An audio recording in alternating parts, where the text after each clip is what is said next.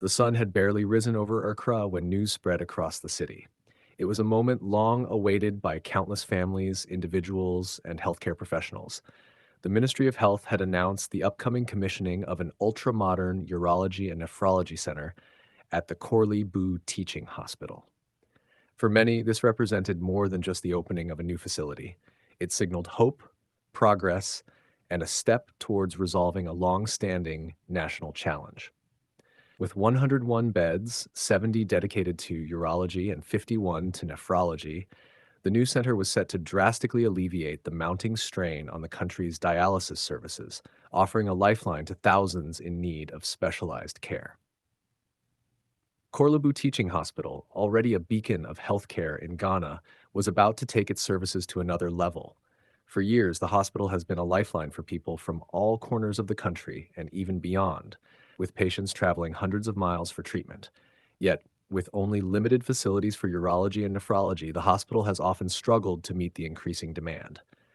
Quick reminder for those who haven't subscribed to our channel, please do so to stay updated on such insightful content and help us reach our goal of 30,000 subscribers by the end of this month. Your support means a lot. For individuals suffering from kidney-related ailments, especially those requiring dialysis, the wait could be agonizing. The queues, the lack of machines, the never-ending need, these had become the burdens of many families. As the sector minister, Dr. Bernard Okoe Boye, stood before the gathered press on the 18th of September, he was acutely aware of the impact this new center would have. This center, he began, his voice filled with conviction, has a capacity of 101 beds, 70 beds for urology and 51 beds for nephrology, and the nephrology will be dialysis. These were not just numbers to him. They represented the beginning of a solution to a problem that had, for too long, plagued the healthcare system. He spoke not only to the journalists before him, but to the millions of Ghanaians who have either experienced or heard the distressing stories of patients waiting weeks, if not months, to access dialysis treatment. In a country where kidney disease continues to rise, largely driven by factors like hypertension and diabetes, the demand for dialysis services has outpaced the capacity of the existing facilities. It was not uncommon to hear stories of patients traveling from the northern regions to Accra, only to be met with long waiting lists or overworked dialysis machines. Each week of waiting could mean the difference between life and death. But with this new center, the narrative was about to change. So hopefully in the next few months, all this noise about dialysis space and not having enough machines is going to be a thing of the past, Dr. Okoe Boye said, his words resonating like a promise. There was a sense of determination in his tone, one that reflected the government's commitment to turning these words into reality. 51 beds dedicated solely to dialysis, equipped with state-of-the-art machines. This was not just another facility being added to the hospital's roster. It was a game changer. But dialysis was only one part of the story. The center's urology unit would also bring with it a profound impact on the quality of life for many Ghanaians, particularly older men grappling with prostate issues. Prostate problems are common in aging men, and yet specialized urology care has often been difficult to access, especially for those without the means to seek treatment abroad. The minister's words painted a vivid picture of what the future would hold. So, urology is going to have 2 theaters for themselves, 24 hours, 7 days a week. The dedication of these 2 theaters meant that patients requiring surgeries for prostate conditions, among other urological issues, would no longer have to wait for space in general operating theaters. It meant that specialized care would be available around the clock, ensuring that urgent cases were addressed swiftly.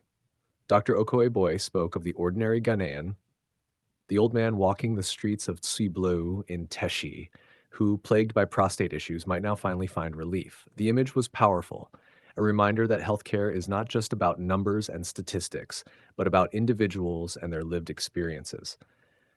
When he walks to Korle Bu and now enters a new facility, his prostate is done with, the minister continued, drawing a picture of hope and progress. When he walks out, he knows that Ghana is going somewhere. The old man's journey was symbolic of the larger journey that the country's healthcare system was embarking on, a journey towards modernization, towards efficiency, and towards meeting the needs of its people. Behind every new machine, every additional bed, and every surgical theater, there were lives waiting to be transformed. There were families who had spent years worrying about their loved ones, who had watched as a father, mother, or child deteriorated while waiting for treatment. The new Urology and Nephrology Center was not just a physical space, it was a promise of dignity, of care, and of relief. Of course, the road leading to this moment had not been without its challenges. The healthcare system in Ghana, like in many parts of the world, has been under tremendous pressure. The global pandemic had only exacerbated existing issues, straining resources and stretching the capacity of hospitals to their limits. But with this new facility, the government was making a bold statement about its priorities. It was not just about responding to immediate crises, but about building a resilient healthcare infrastructure that could serve future generations. Dr. Okoe Boye's words captured the essence of this mission. This is investment into the life of the ordinary Ghanaian, he said. Investment. It was a word that spoke of long-term commitment, of the understanding that healthcare was not a luxury, but a fundamental right. And this investment, in the form of the ultra-modern center at Korle Bu, would pay dividends in the form of lives saved, pain alleviated, and futures restored. As the press briefing came to an end, there was a palpable sense of anticipation.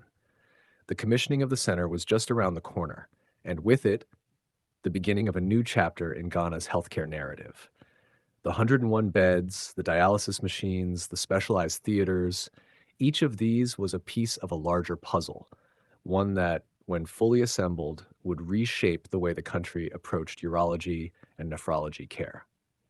But perhaps the most important takeaway from that day was the recognition that this was not just about machines and beds. It was about people. It was about the old man from Teshi, the mother in Kumasi, the child in Tamale, and all the others who, for too long, had struggled to access the care they needed. The new center at Korle Bu was for them. It was for the countless individuals who had waited and hoped and endured, and now their wait was nearly over. In the months to come, as the doors of the new facility finally opened, it would become a place where stories of recovery, healing, and resilience would be written. It would be a place where the noise about dialysis space and the lack of machines would indeed become a thing of the past. And in its place, there would be the quiet hum of progress, steady, unstoppable, and full of promise for a healthier future.